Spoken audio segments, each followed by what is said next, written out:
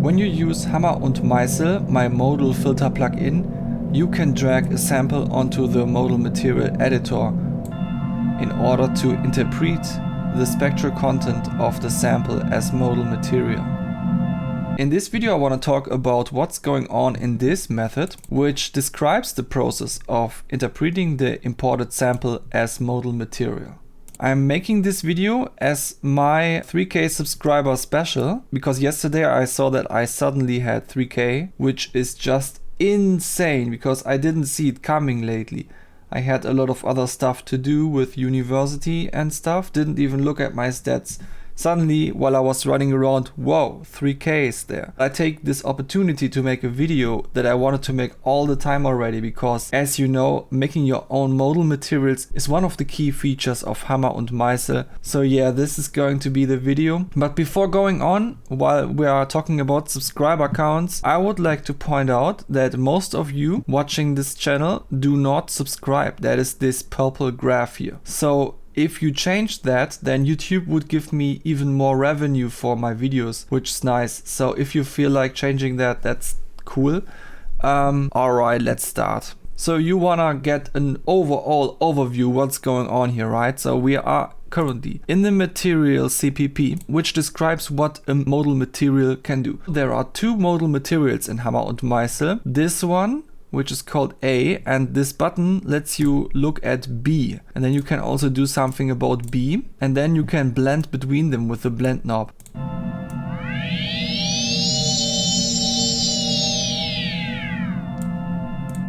Okay, so basically somewhere in the code there are two instances of this material class, and each of them has a load function. And whenever you drag and drop a sample onto the modal material editor, then this triggers this function to be called after the buffer has been filled with the samples from the imported audio sample. If you ever need to load audio samples into an audio buffer float, this is a juice audio buffer float by the way, then your code could look like this. There's not much to talk about that is just the juice way of doing it.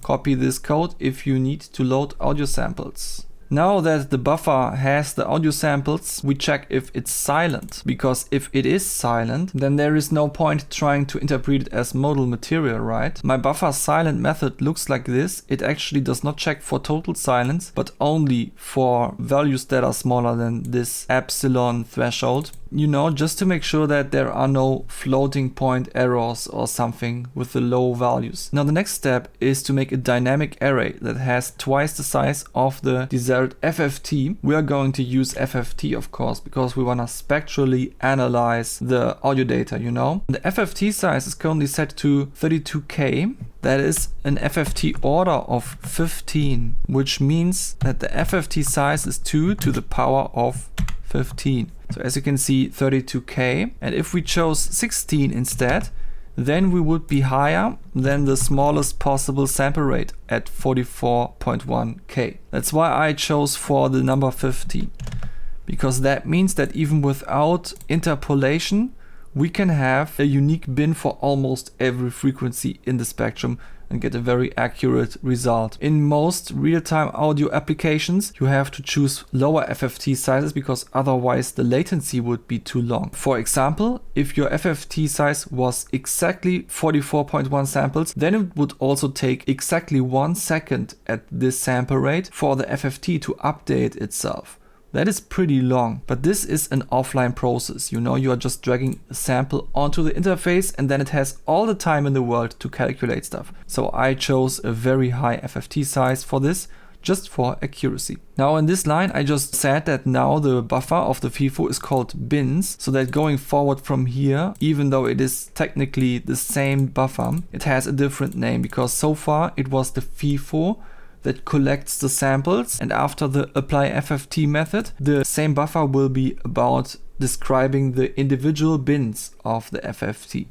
That's why I renamed it here basically. Now, apply FFT has these methods. First of all, apply window. I don't know how familiar you are with FFT algorithms, but they typically sound better when you add a window to the input samples before applying the FFT. The reason for that is because the audio buffer that was captured to get the FFT from is interpreted by the Fourier Transform algorithm in a way as if it was a loop. So basically just the fact that you are looping over a certain wave cycle that is kind of like an oscillator, and it introduces its own frequencies that are not really part of the signal that goes into the FFT algorithm. So by applying a window, which means fading in and out at the sides of the sample, you get around that because now it's smooth. So my windowing function basically just looks like this, as you can see.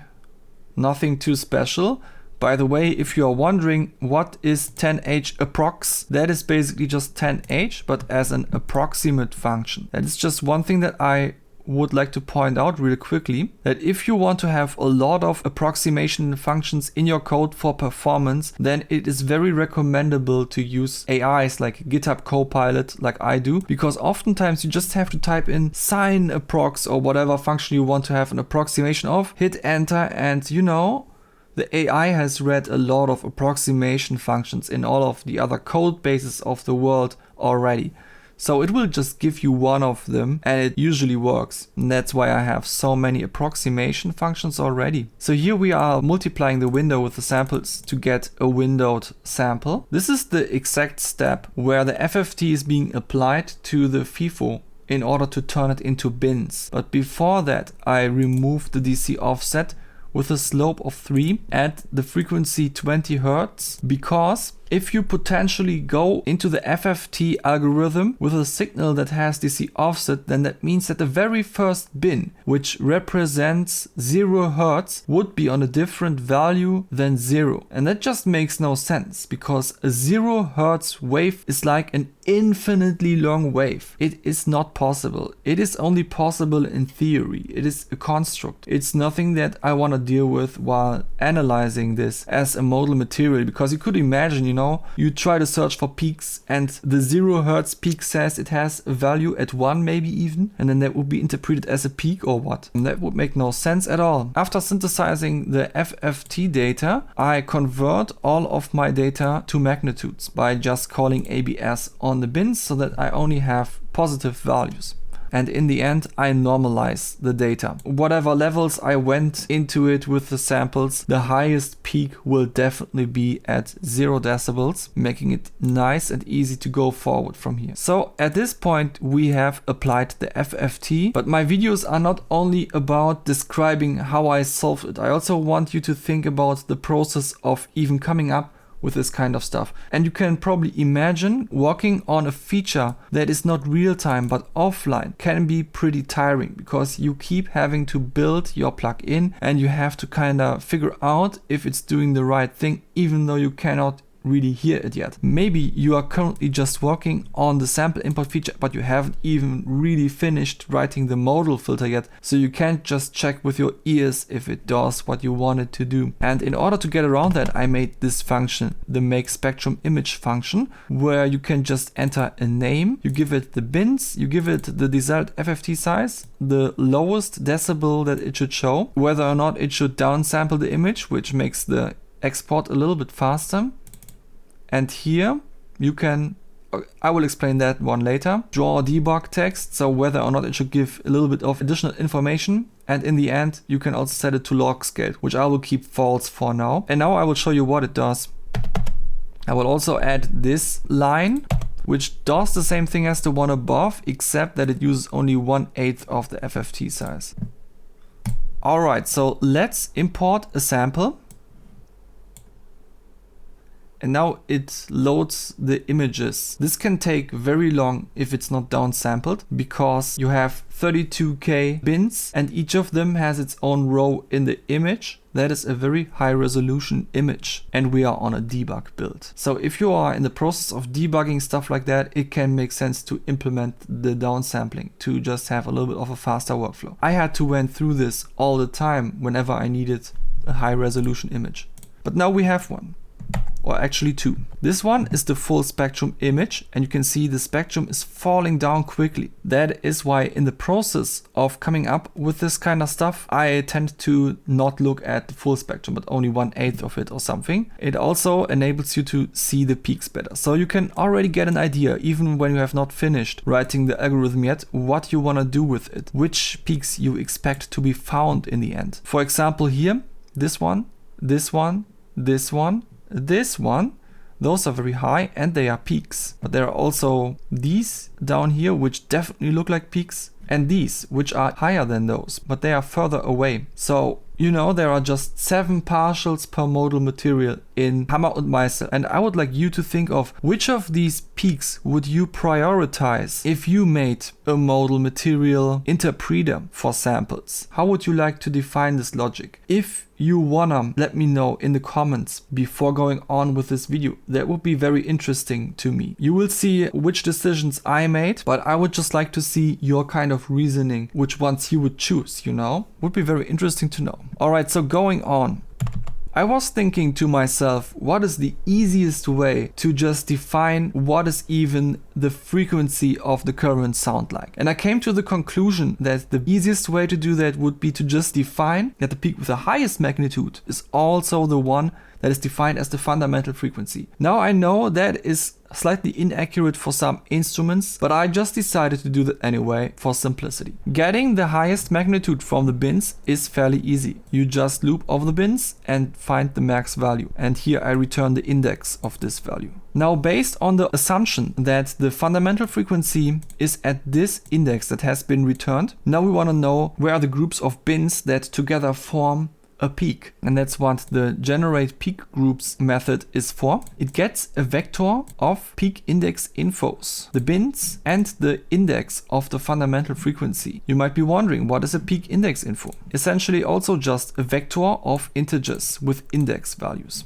Just to make it visually clear what I'm talking about before going on. If you zoom into one of these peaks, you see every one of them is composed of multiple lines. My idea was to write an algorithm that identifies that a new peak is currently starting, maybe because it exceeds some sort of threshold or something, like here. And then this peak would be detected, and then the algorithm would be like, okay, which other index values belong to this peak? Like the next one, or this one, or this one. In some cases, there can even be gaps in between those peaks, as you can see here. So the algorithm also has to be able to deal with that. That is why I decided to first start by collecting groups of bins and call them the peak groups. It works like this. A target threshold decibel is being set to 0 decibel, and then for every iteration of this loop, it is being reduced by 2 decibels. Then it tries to fill the peak groups array with its information, and only if it succeeded to create enough peaks, or if the target threshold went too low, then this process is being stopped, and it goes on with this part of the code that just says that the remaining indexes will be set to -1, which means that there were not enough partials. And at the end, I return the target threshold decibel, because it was sometimes a useful information for debugging. You want to know what's going on and apply adaptive threshold, right? I convert the target threshold from decibel to amplitude, and then I clear the peak groups array, because we want to try from the start if at this threshold there will be enough partials, you know? So I'm looping through the entire bins, and whenever I have found a bin that is above the threshold, then I add another peak group and I add this index to the peak group. Now here is a little bit of a constant. It says num neighbors equals 12, which means that there can be maximally 12 bins of gaps in between 2 bins that belong to the same peak. I found this value to make my algorithm quite solid. So this code basically just says check out all of these neighbors and make them belong to the same peak group. Retrospectively, I feel like I could have simplified this process by just running a low pass filter on the spectrum to smooth out the peaks enough for the gaps to disappear. But I decided against that because I feared it would make the magnitudes a little bit inaccurate. And since I had another solution to the problem that would skip this problem, I chose this. even though it looks a little bit less elegant. If you ever do need a low pass filter for something like that, it could look like this though. Here I have a function where I use a low pass B-cut filter to basically smoothen out the destination buffer, which could contain the spectral data. And I'm doing it in a special way, which you can only do in an offline process, which is by looping from the FFT size to 0 and then from 0 to the FFT size. That is like applying a low pass filter to a signal and then applying the low pass filter to the reversed signal and then reversing it back. Dan Worrell once made a great video in which he explained in detail why that results in a perfect linear phase filter. And it would be appropriate here as well, because it makes sure that the bins don't shift to a different position in which they would be interpreted as a different frequency. You know, because you are smoothing out into one direction and then smoothing out back. So basically it moves back into place. Do you remember this poll that I made over a year ago? That was around the time when I implemented these features. That's why I made this poll. I asked you, when you transform a signal into the spectral domain and low pass the resulting data, what is the thing that happens? And a lot of people got this wrong because, you know, it's just really hard to imagine a low pass being applied in the spectral domain. It is usually applied to the time domain. But yeah, that is what's happening. The resonances are being blurred out. Alright, now that we have all of the peak groups, we now want to have a vector that has the exact peak indexes. I mean, that would be a logical next step, wouldn't it? Like if you were to look at this peak, you want to know where exactly this part of the peak is and not the rest of it. Come to think of it, it could also make sense to kind of calculate the average peak of a peak group. Maybe that would make it even more accurate. There is a lot of potential to do this differently than the way I did it. Anyway, this process is pretty straightforward. I'm looping over the partials, and every time it is -1, then I will just put -1 in here as well, and else I'm getting the max magnitude from that array, which is no crazy algorithm. Now that we have an array that contains the exact positions of all of the peaks, we can finally visualize that with the make spectrum image function again. But this time the peak indexes data is being added, which was null pointer before. And I'm going to show you what that looks like now. I created an image that shows me in orange where the peaks are that have been detected.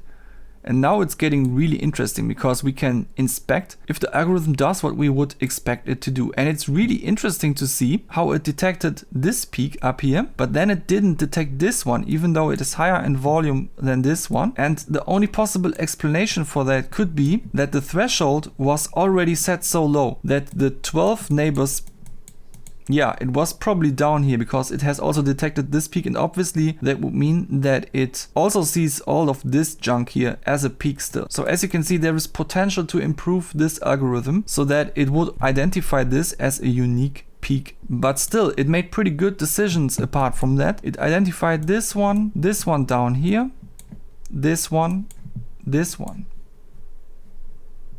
and those down here, of course. So we even get some background complexity into the whole thing. And then it ignored all of these.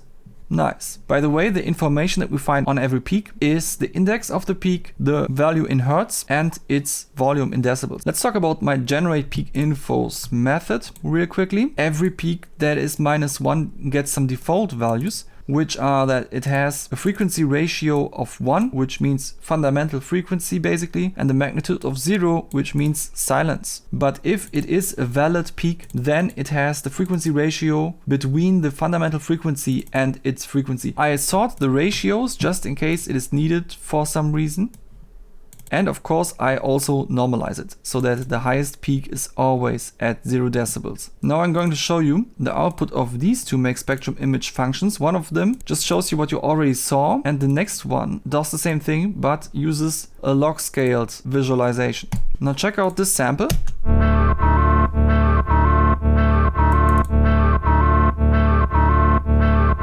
As you have seen and heard, it is a very harmonic sample and it creates almost perfect harmonics. So if we import that now, we should see an image where the distance between the harmonics looks about equal in the log scaled view. That is why we sometimes want to have this view into the spectral data in order to verify that it does the right thing. We can already see it in the modal material that has been generated, that they are very harmonically spread, except for this one, which is in between 1 and 2, but the other ones are pretty much lining up almost with the grid, and they can probably only be slightly harmonized.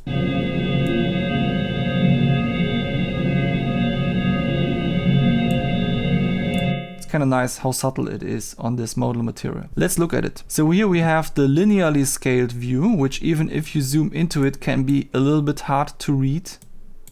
And here we have the log scaled view, where you can clearly see how everything has equal distance in terms of pitch. You can also read it a little bit from here, like there is the number 111 and then there is something with 200, so that is about twice the frequency, which would mean about an octave, which sounds harmonic. I will not explain in detail how the make spectrum image function works. You can just look it up in my code if you need it. It's a little bit sketchy anyway, so it's not worth talking about it. That is how loading materials work in my plugin Hammer und Meißel. I hope you could learn something from this. Maybe you needed to make your own modal material interpreter, or it's maybe just inspirational in general, because you know, nowadays everyone tries to be the brightest and smartest, making advanced AI technology, and I'm just here coming up with a completely new plugin feature with simple algorithms. Like nothing in here was complicated. Applying a window, removing DC offset, FFT, you know, normalizing. Those are all the most basic algorithms in existence. The only slightly small thing was coming up with the neighbors thing and the peak groups function, maybe. Making unique plugins is not about being a crazy math professor. It is just about thinking what you really wanna see in a plugin and then doing that.